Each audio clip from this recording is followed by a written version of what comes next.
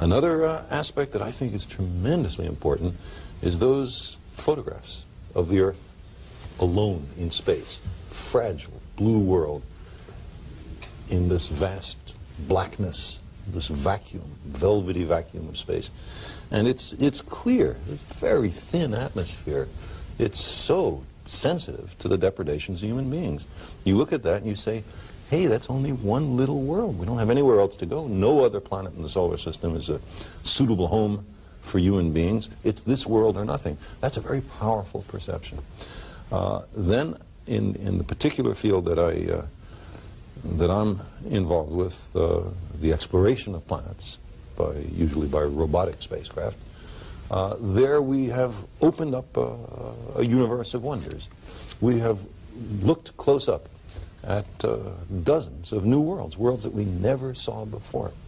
And unless we're so stupid as to destroy ourselves, there are going to be people exploring those worlds. There are going to be human habitations on those worlds. We're going to be moving out into space in the next century. And I'm fortunate enough to have played a role in the first preliminary reconnaissance of the solar system. That's a terrifically exciting thing. Every human culture has a set of creation myths, but they're in the realm of mythology or religion or folklore, and they are, of course, all mutually inconsistent. Every newspaper in America, with very few exceptions, has a daily astrology column. Astrology is bunk. Astrology is fraud. How many of them have even a weekly science column? Why that disproportion? How much real science is there on? Well, they say they're giving them, that's what the networks all say. We're just giving the American people what they want. And that, you know, and we're dragging ourselves down and down and down over the last 40 years. I know, I mean, I've seen it. The great thing that is happening in our time is that we are able, through a method which can actually make some progress towards the real universe out there, to find out something about origins, and this is the scientific method applied to the science of cosmology. So I know that's not a direct answer to your question, but I thought it was more important to address the issue of feeling unhappy because it wasn't immediately understandable. Well, yes, I find that extremely soothing, actually, because it is a kind of sort of formidable task of grasping this that makes me want to retreat into trivial questions like, is this idea of predicting backwards going to put astrologers out of business? Nothing will put astrologers out of business. Yeah. Global warming, the greenhouse effect.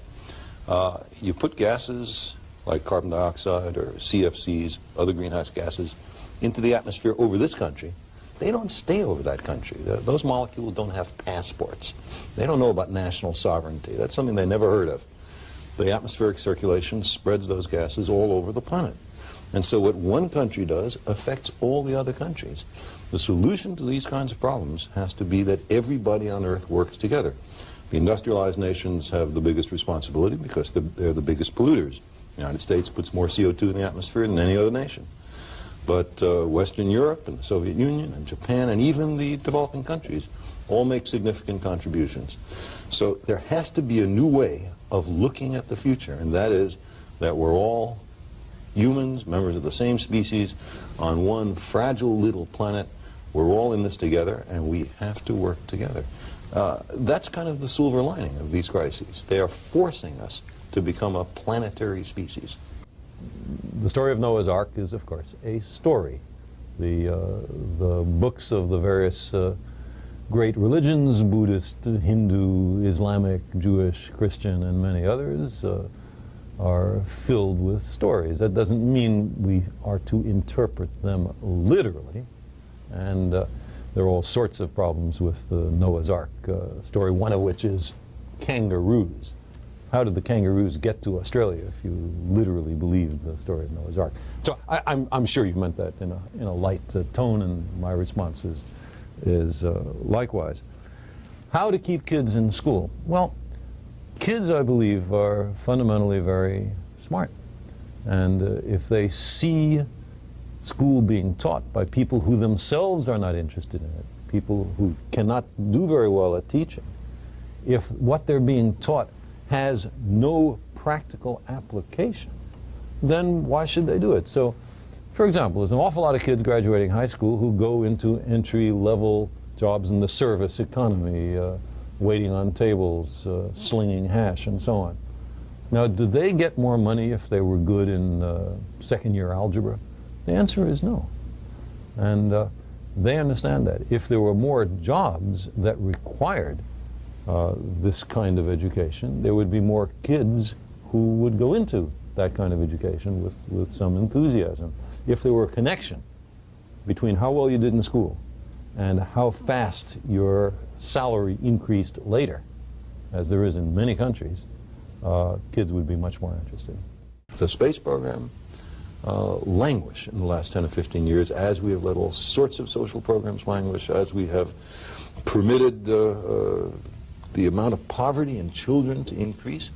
Before the end of this century, more than half the kids in America may be below the poverty line. What kind of a future do we build for the country if we raise all these kids as disadvantaged, as unable to cope with the society, as resentful for the injustice served up to them? This is stupid. And then what happened with the resources is they went into increasing budgets for arms. Isn't that where the money went? That and making rich people richer. Those are the two places. Well, the thing about rich people, and being one, I guess, is the money all gets reinvested. If you've got money, you put it in the bank lends it out to people to buy homes or cars or but whatever. Not poor people. But not poor people. Well, that's a good point. It tends to stay up at that highly stratified, very... More people get employed with capital formation and so forth. Are you a socialist? I'm not sure what a socialist is, well, but I believe that the government has a responsibility to care for the people. And I'm not talking about dole. I'm talking about making people self-reliant, people able to take care of themselves. There are countries which are perfectly able to do that. The United States is an extremely rich country. It's perfectly able to do that. It chooses not to. It chooses to have homeless people. It chooses... We are 19th in the world in infant mortality. 18 other countries save the lives of their babies better than we. How come? They just spend more money on it. They care about their babies more than we care about ours. I think it's a disgrace. Viewers of this program do to make a difference in correcting these problems? They can make sure that candidates who don't understand and aren't deeply committed to ending and reversing the nuclear arms race, to stopping greenhouse warming, and to stopping the depletion of the ozonosphere, that those guys aren't, men and women, are not elected. It's not enough to have a candidate say, I'm an environmentalist. In what way are you an environmentalist, Mr. or Ms. candidate? Take a look at the most recent election. There we had a candidate who said that he was an environmentalist. He, in contrast to the previous 8 years, where we had an uncompromising anti-environmentalist in the White House, okay, now there's a president, Mr. Bush, who at least acknowledges that there's a problem. We didn't even know that from listening to Mr. Reagan. But if you look at Mr. Bush's budget, we see not a hint of any real commitment to the environment.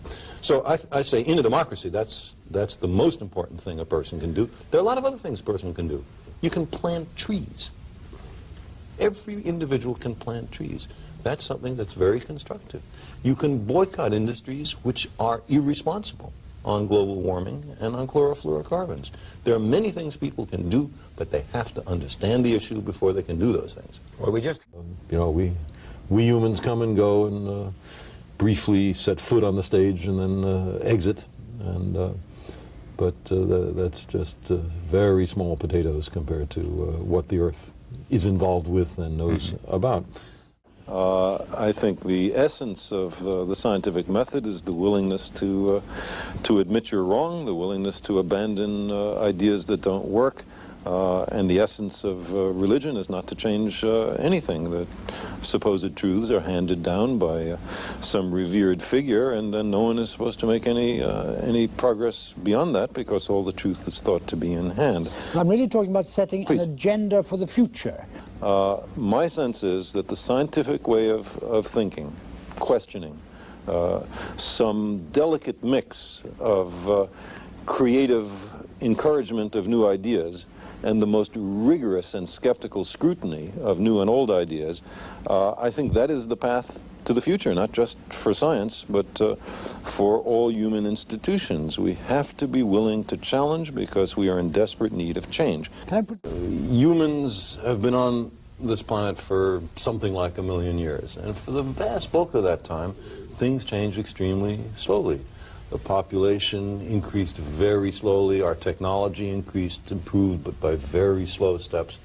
And just recently, you know, this is what's called an exponential. It's flat for a long time, and then boom, you suddenly get a huge increase. Increase in population, increase in technology, increase in pollution, increase in our powers to disturb the environment, to change the planetary environment. But we're the same old human beings as we were 1,000 years ago and 100,000 years ago. Not much has changed with us.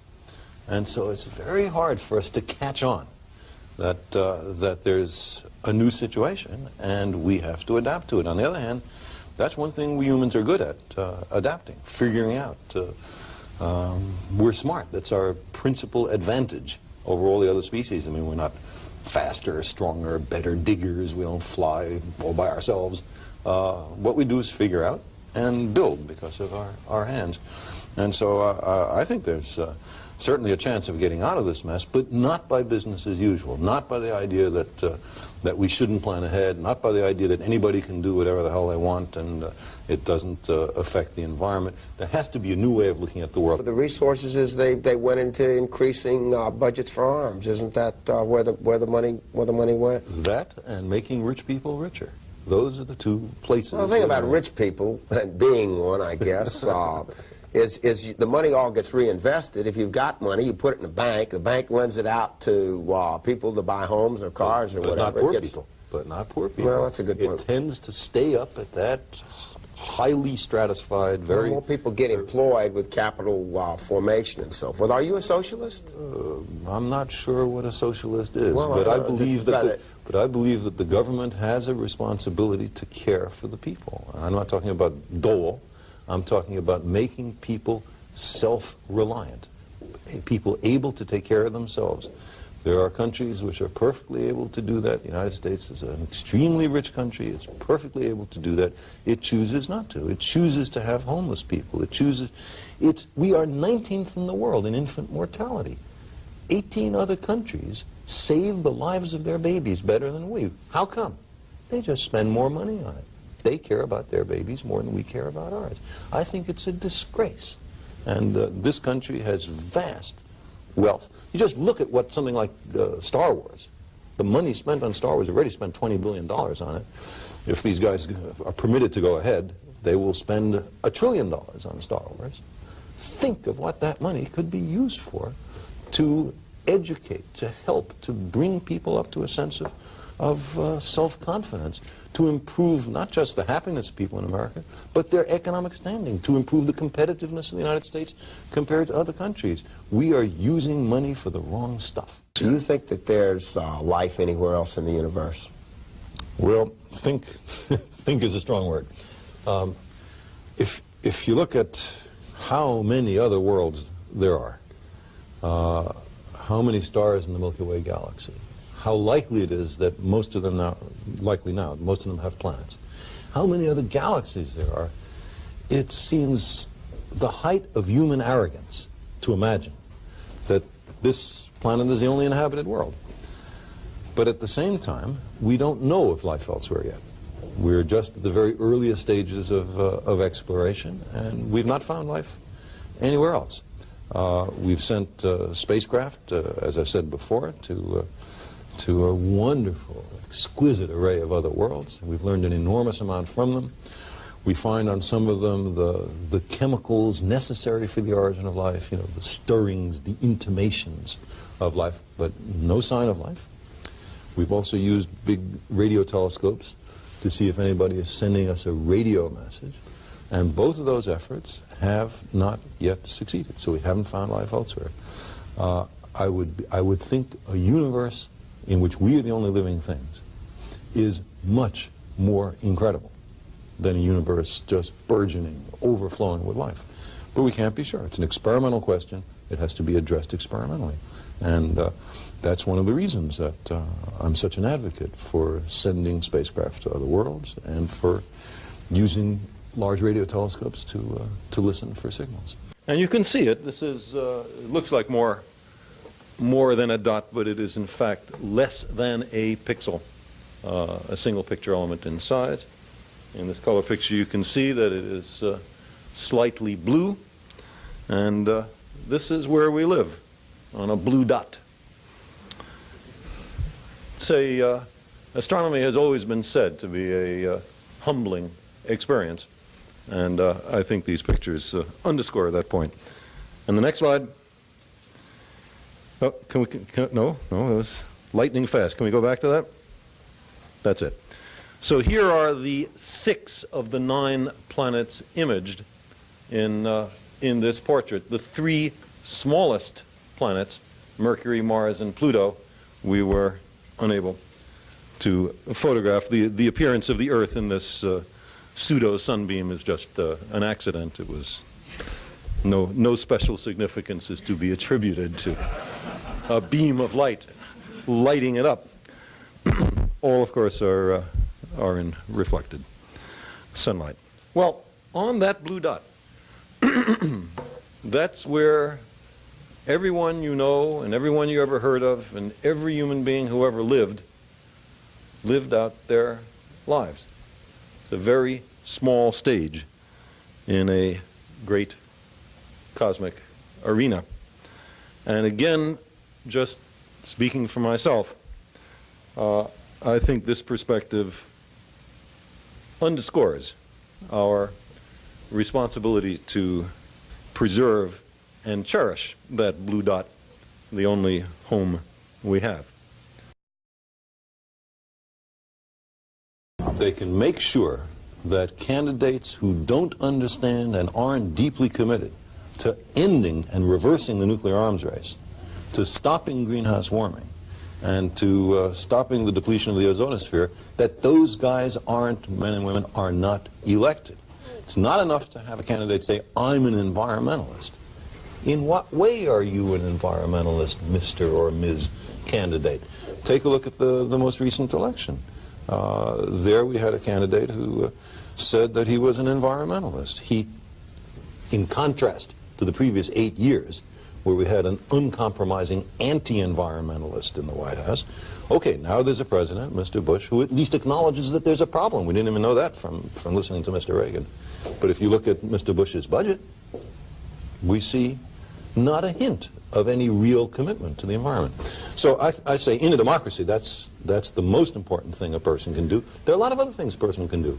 You can plant trees. Every individual can plant trees. That's something that's very constructive. You can boycott industries which are irresponsible on global warming and on chlorofluorocarbons. There are many things people can do, but they have to understand the issue before they can do those things. Well, it's always used as an argument to make no changes whatever. Any change will lose jobs. So, for example, the A-12, the Navy fighter that was just canceled because it was absurdly over its cost estimates. There will be thousands of aerospace workers who will lose their jobs. Is that a good reason to pour additional billions of dollars into this rat hole? No, it's not. And if we were really concerned about losing jobs, we would have a federal job retraining program. We would have much better education at all levels in science and technology so people could move from one job to another. But we're not interested in that. The losing job argument is just trotted out for political convenience so that we don't have to make a change. No question, there are massive changes needed.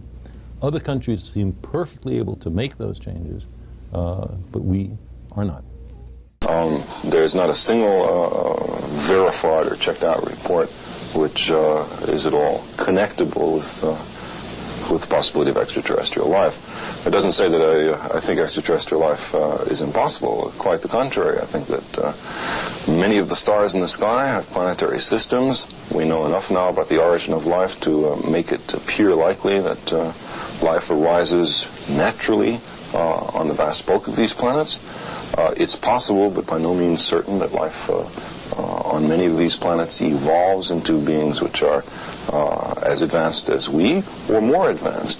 And I don't see any reason why we can't imagine that there are civilizations thousands or millions of years in advance of ourselves, capable of technical feats that we can hardly imagine. If you would believe, as the flying saucer cultists would have us believe, that the majority of the saucer reports are due to visitations, then you have a very strange situation. That means several spaceships are coming to the Earth over interstellar distances every day, as if all the anthropologists in the world were to converge on one of the Andaman Islands in the Indian Ocean because they just invented the fishnet there or something. I think it's much more reasonable if you want to speculate on the possibility of extraterrestrial intelligence, that there are very rare visits from extraterrestrials to the Earth. There's no evidence for this. I just say that's not implausible. But to have several visits a day, I think, is straining credulity. Well, it's certainly what I'm talking about in the demon-haunted world. My feeling, Charlie, is that it's not that pseudoscience and superstition and New Age so-called beliefs and fundamentalist zealotry are something new. They've been with us for as long as we've been human. But we live in an age based on science and technology with formidable technological powers. Science and technology are propelling us forward at accelerating rates. That's right. And if we don't understand it, and by we I mean the general public, if it's something that, oh, I'm not good at that, I don't know anything about it, then who is making all the decisions about science and technology that are going to determine what kind of future our children live in? Just some members of Congress? But there's no more than a handful of members of Congress with any background in science at all. And the Republican Congress has just abolished its own Office of Technology Assessment, the organization that gave them bipartisan, competent advice on science and technology. They say, we don't want to know. Don't tell us about science and technology. Surprising, because Gingrich is genuinely interested, I think, in these kinds of things as a, out of his own intellectual curiosity. Does the president still have a science advisor? He does, John Gibbon, and the vice president is scientifically literate. Yes, scientifically, a science maven. I mean, you blast them all. Creationist, Christian scientists who you say would rather allow their children to suffer than give them insulin or antibiotics. Astrologers come in for particular scorn on your part. Well, I would say scorn, just derision. Derision. A more generous version of scorn. But what's the danger of all this? I mean, this is not the thing that... There's two kinds of dangers. One is what I just talked about, that we've arranged a society based on science and technology, in which nobody understands anything about science and technology, and this combustible mixture of ignorance and power, sooner or later, is going to blow up in our faces. I mean, who is running the science and technology in a democracy if the people don't know anything about it? And the second reason that I'm worried about this is that science is more than a body of knowledge. It's a way of thinking, a way of skeptically interrogating the universe with a fine understanding of human fallibility. If we are not able to ask skeptical questions, to interrogate those who tell us that something is true, to be skeptical of those in authority, then we're up for grabs for the next charlatan, political or religious, who comes ambling along. It's a thing that Jefferson laid great stress on. It wasn't enough, he said, to enshrine some rights in a constitution or a Bill of Rights. The people had to be educated, and they had to practice their skepticism and their education. Otherwise, we don't run the government. The government runs us. But what's your personal opinion? Put you on the spot a little bit. I'm a scientist, so I say I go where the evidence goes, not what I personally would like to do. What is the evidence as you interpret it? I would love to believe. Your theory. I would love to believe that there was a God who made us, who's looking out for us. And loves us. Loves us. We need takes love. care of us. And makes us intelligent, guides us, and keeps us. Such a mess. We're doing things so wrong. Then we would be relieved of the responsibility of taking care of ourselves. The voice would come from up above and say, don't pollute the atmosphere, stop the chlorofluorocarbons. Right. That's right. But that does not seem to be the case. We have to solve our own problems. We have to solve our own problems. Now, on the question of the origin of life, there's been some very interesting progress made. On the early Earth, there are two different ways in which the stuff of life, the molecules that lead to life, are made. One, it seems very clear, it was made in the primitive atmosphere, lightning, ultraviolet light falling on the Earth, that kind of stuff. And the other way is, it fell from the skies. Because at the time of the origin of the Earth, comets, a lot of debris was being swept up. The solar system was there was a lot more traffic in it than there is now. And a lot of that debris, we know from the exploration of Halley's Comet, for example, comets are very rich in organic matter. So the stuff of life was falling on the Earth. Now, is that the hand of God or not? Well, if you believe in God, God established the physical laws of the universe, and chemistry is a consequence of physics, so all those molecules that led to life were made by God. It's possible to believe that. I'm not opposed to that idea, but I just say there is no evidence for it. And where there's no evidence, I say keep an open mind. Don't commit yourself in the absence of compelling evidence. Imagine a room awash in gasoline. And there are two implacable enemies in that room. One of them has 9,000 matches. The other has 7,000 matches. Each of them is concerned about who's ahead, who's stronger. Well, that's the kind of situation we are actually in. The amount of weapons that are available to the United States and the Soviet Union are so bloated, so grossly in excess of what's needed to dissuade the other, that if it weren't so tragic, it would be laughable. What is necessary is to reduce the matches and to clean up the gasoline. Now, I want to say there is a historical perspective which suggests, as bad as our problems are, the nuclear arms race, the environmental issues, as bad as all that is, there is some reason for hope. There was once slavery on the planet. It is largely gone. There was once human sacrifice. There was once the divine right of kings. There was lots of stuff that today we consider... Oppression of women. Absolutely. I'm sorry I didn't say that. But all of that is changing. And we can change these issues too, because our lives depend on it. We're smart enough, we're dedicated enough to do it, but not by sitting on our duffs. We have to really work. The system was a lot more traffic in it than there is now. And a lot of that debris, we know from the exploration of Halley's Comet, for example, comets are very rich in organic matter. So the stuff of life was falling on the Earth. Now, is that the hand of God or not? Well, if you believe in God, God established the physical laws of the universe, and chemistry is a consequence of physics, so all those molecules that led to life were made by God. It's possible to believe that. I'm not opposed to that idea, but I just say there is no evidence for it. And where there's no evidence, I say keep an open mind. Don't commit yourself in the absence of compelling evidence. This is the first moment in the entire history of the human species when we've explored firsthand, I mean, not humans, but our machines, our robots sending back the data, the environment we live in. We have examined every planet from Mercury out to Neptune. We have examined 70 moons and some comets and some asteroids. Never before has that been done. There's only one first time. That's our generation. But what has it taught us? It's taught us, you take a look at Venus, Yeah. you see a world with a surface temperature of 900 degrees Fahrenheit, produced by a massive carbon dioxide greenhouse effect, and never again will you be tempted to believe a radio talk show hosts who say that the greenhouse effect is something invented Somebody's by liberals. imagination is That's not a right, danger. by liberals. You look at Mars and you see a planet without an ozone layer in which ultraviolet light from the sun has in effect fried the surface so that even organic molecules cannot survive there. And never again will you say that there's no danger to The puncture in depleting the our ozone layer, ozone right. layer. We learn about our world by examining other worlds. So what should you do? First thing you should do is stop producing CFCs, the chlorofluorocarbons. See, they do double duty.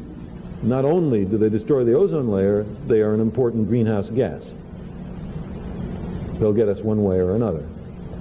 So we should stop producing them. Secondly, to mitigate greenhouse warming, we should use fossil fuels more efficiently.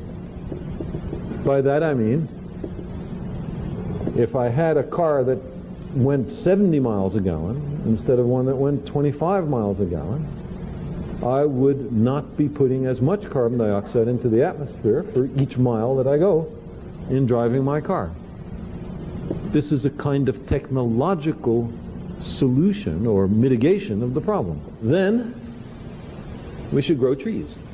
Trees take carbon dioxide out of the atmosphere. We need massive reforestation on a global scale.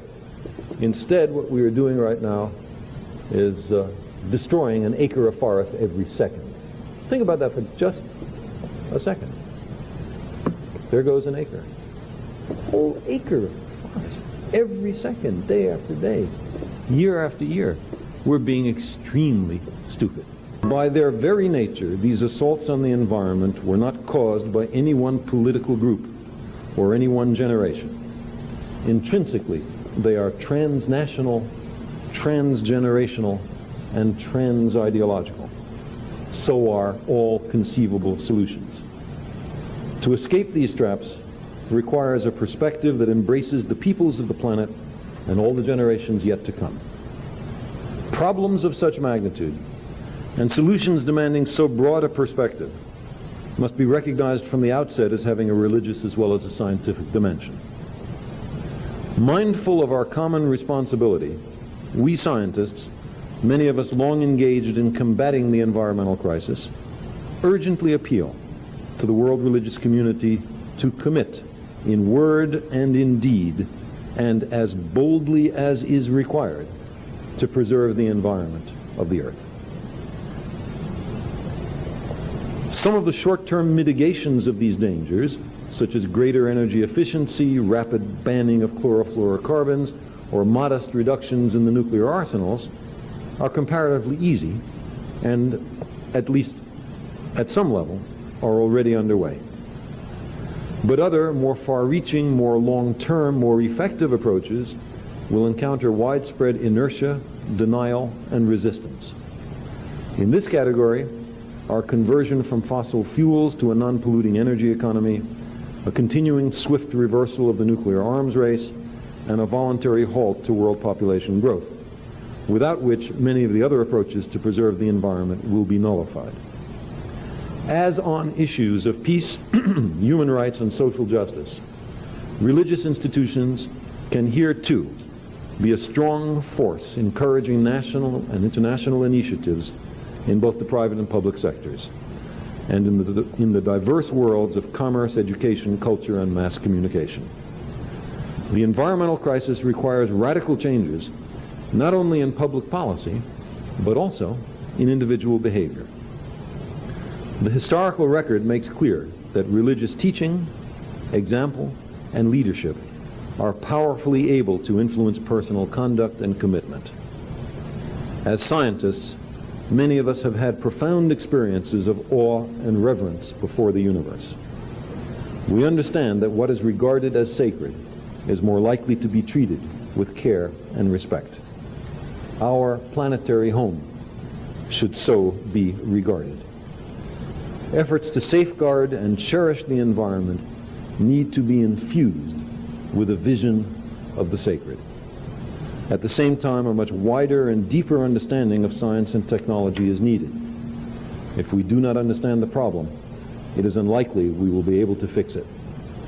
Thus, there is a vital role for both religion and science. And then the last paragraph reads, "We know that the well-being of our planetary environment is already a source of profound concern in your councils and congregations. We hope this appeal will encourage a spirit of common cause and joint action to help preserve the Earth." Here's this spacecraft that has flown by the Jupiter, Saturn, Uranus, and Neptune systems, is on its way, astonishingly, to the stars, a triumph of human engineering. We turn the cameras back and take a photograph of the planet from where it came. And we can barely see it. Here it is, a fragile, delicate, pale blue dot, and that's where we live. That's where every human has ever lived, and you can see the vulnerability at a glance.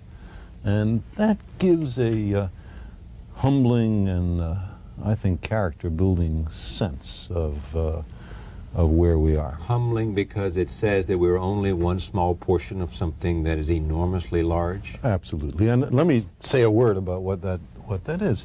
This dot is one of 9 planets that goes around a humdrum star that lives at the outskirts of a perfectly ordinary galaxy, which is composed of 400 billion other stars in a universe of maybe 100 billion galaxies. Yeah. And recent thoughts suggest this universe one of a very large number, perhaps an infinite number of other closed-off universes. Yeah. In that context, what is the chance that we are the center or the point of the universe? If there was no concept of having stewardship of the Earth 1 million years ago, today there is at least a very great need. If you stand back from the Earth, as those Apollo astronauts did in the late 60s, and photograph the Earth from a distance in space so you can see the whole Earth, there's this blue aura that you can see surrounding the daylit hemisphere. And it's just the atmosphere seen edge on. And what is most impressive, what many astronauts have remarked upon, is how thin, how fragile, how vulnerable it seems. The thickness of the Earth's atmosphere compared to the size of the Earth is about the same as the thickness of a coat of shellac on a library globe of the Earth. There isn't much air. And so we now have the prospect of inadvertently endangering the life-supporting environment, the environment that supports the human species and many other species, of committing what religious people sometimes call crimes against creation. There is, of course, a role for individuals, and that is one of the blessings of democracies. And that is, individuals can play their part by voting out of office recalcitrant politicians. It's very straightforward. I can't improve the greenhouse effect much on my own, by my own energy economy at home. I can make some contribution, but I can make a bigger contribution by voting against politicians who say that they can't do anything about this problem. It is important for us, humans, to be out there. And the reasons are, I can quickly say what they are. First is, we are an exploratory species. The last 10,000 years we've been sitting around in civilization. Before that, for the last few 100,000 years, we were wanderers, explorers, nomads, and that is in our blood.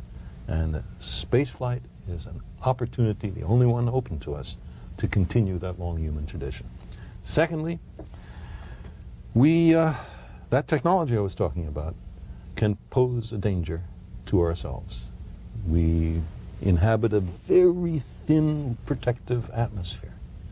Our technology can destroy that environment that protects us. I don't for a moment say that the Earth is a disposable planet. We have to make the most heroic efforts to preserve it and us. But I still think it would be a good insurance policy, hedging our bets, or as Republicans like to say, diversifying our portfolios, for there to be humans on other worlds as well as here. And finally, there's a specific identifiable hazard that, again, not in 10 years, but in hundreds or thousands starts to become worrisome. And that is that the Earth will be hit by a large asteroid or comet, and if we're ever going to deal with that, we have to be in space. Put all that together, and I see on a time scale of decades to centuries, we really have to have a significant presence. On the other hand, there's not something that we can do as individuals. I cannot go and drive a 75-mile-per-gallon automobile because they are not commercially available. So it's no good to tell me, as my friend Mr. Riley did, that we shouldn't complain to the government or the industry. We should just do it ourselves.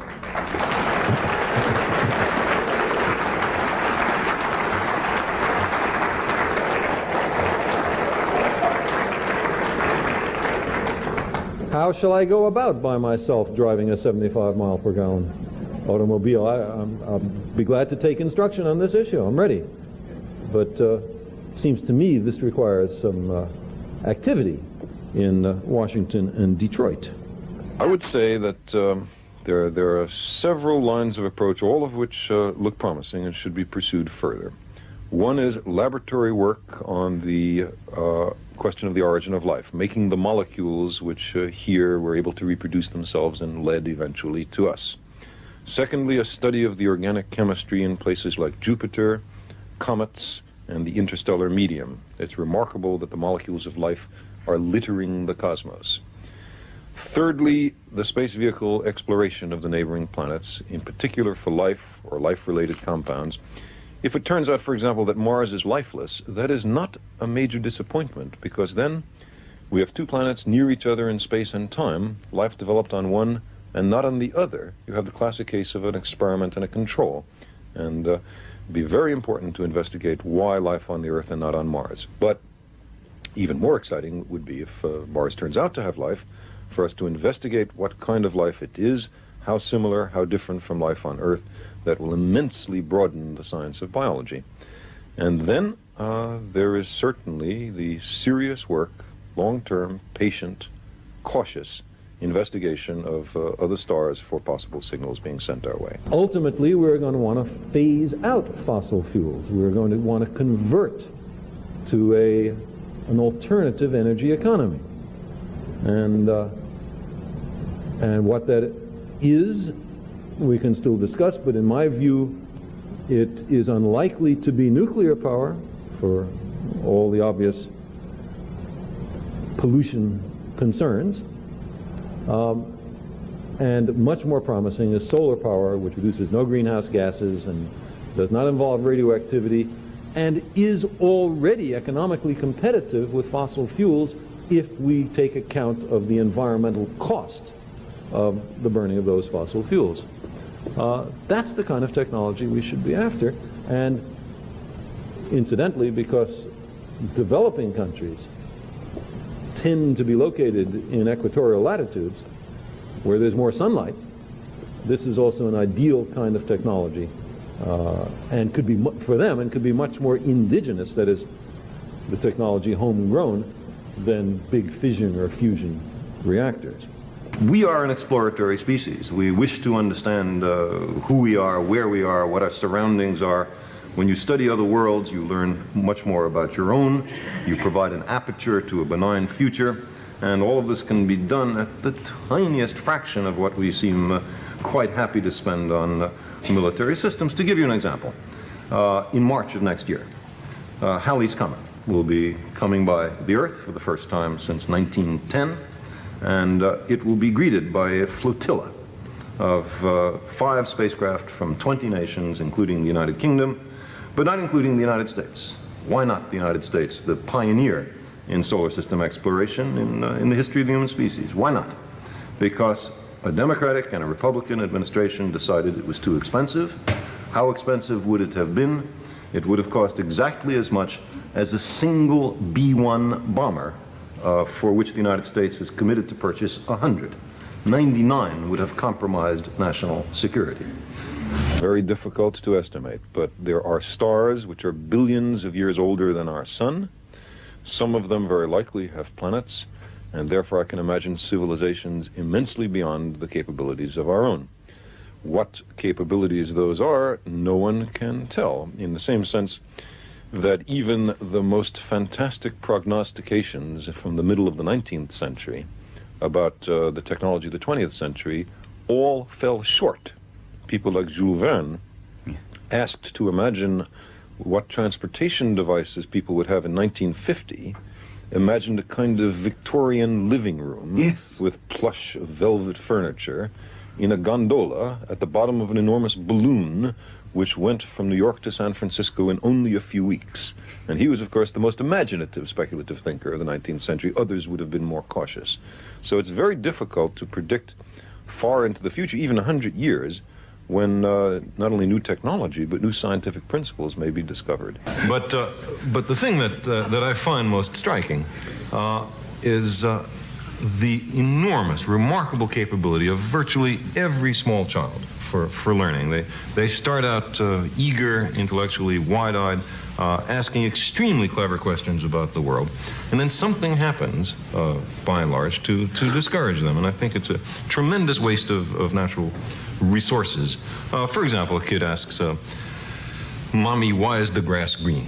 And very often you get an answer like, "Oh, don't ask dumb questions," or "who knows," when in fact it's an extremely profound question. And how much better would it be? Why is the sky blue, or anything like that? In both those cases, it goes to the fundamentals, in one case of biology, and the other of a kind of physics. How much better it would be to say to the child, "That's a good question, Johnny. I don't know the answer. Maybe we can look it up." Or, "Nobody knows. Maybe when you grow up, you'll be the person to find out." I think kids who are discouraged from asking those questions wind up learning the lesson that there's something bad about using the mind, and we lose resources. And we need those intellectual resources because we are in very perilous times. And I think the complex and subtle problems that we face can only have complex and subtle solutions. Right. And we need people able to think complex and subtle thoughts. And I believe a great many children have that capability if only they're encouraged. The Milky Way galaxy is composed of some 400, I'm converting from American numbers to British numbers, 400,000 million separate suns, each of which more or less like our own. We now think that planets are commonplace, that most of those stars probably have planetary systems.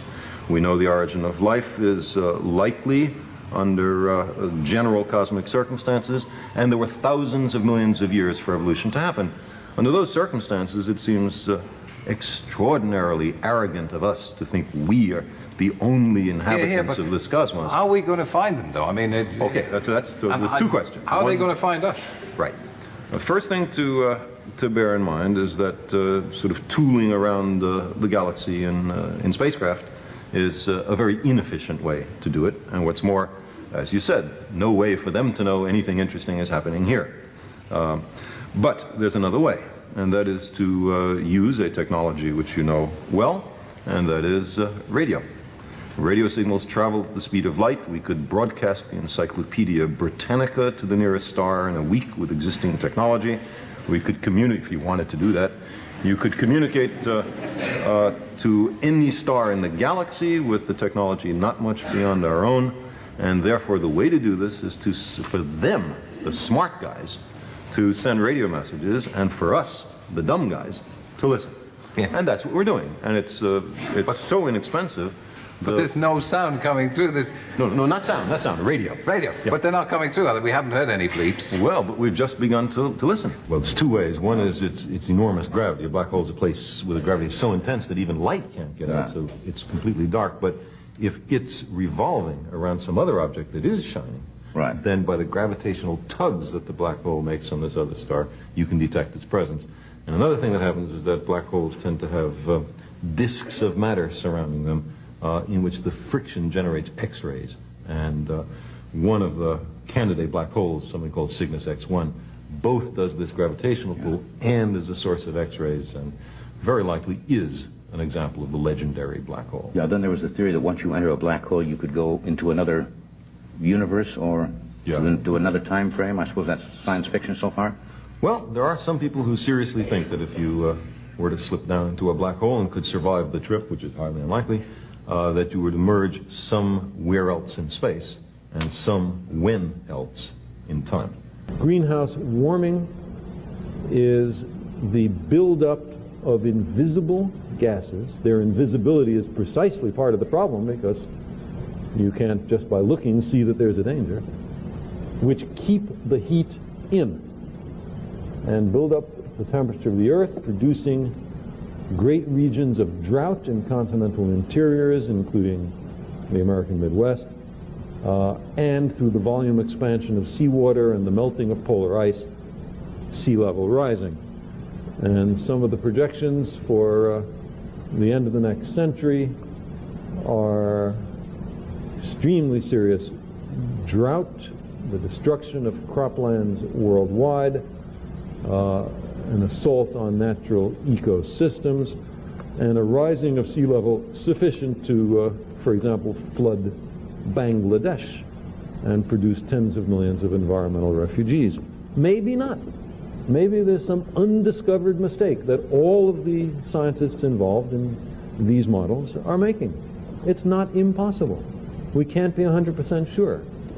But which is more prudent? Which is wiser? To do nothing and hope that a mistake has been made? Or to take these predictions seriously, even if there's a chance the precautions you will take will be unnecessary? I think that's very important, the idea that we have information stored outside of our bodies.